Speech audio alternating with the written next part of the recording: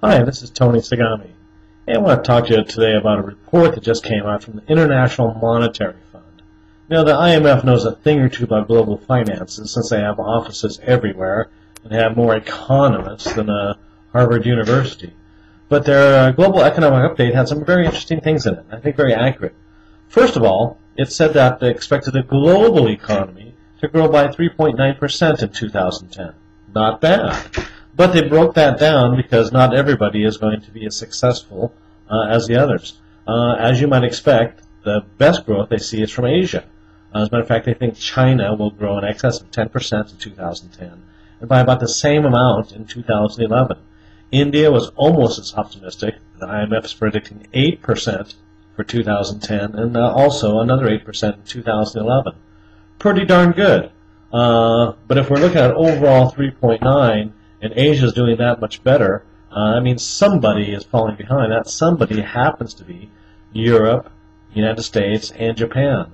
The IMF expects the U.S. economy to grow by 2.7% this year, which I think is a little optimistic, and they expect it to drop back down by 2.4% in 2011. So they're not very optimistic at all. Europe is supposed to grow by 1.5%, and Japan by a measly 1.7%. And so you don't really see any significant growth anywhere but Asia minus Japan. So that tells you of two very clear things. First of all, the worst place to probably invest going forward in the next few years is going to be in the developed countries in Europe and North America, particularly the United States. And the best places, as ever, will be across the Pacific Ocean in China and its affluent Asian neighbors.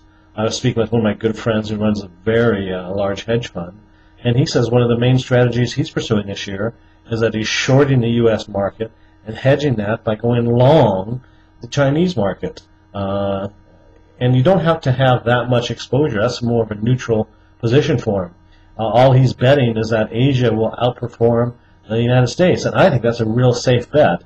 And that's how he's taking away the market risk and just trying to focus on the economics of what countries are doing the best. And clearly, those countries are China and its Asian neighbors.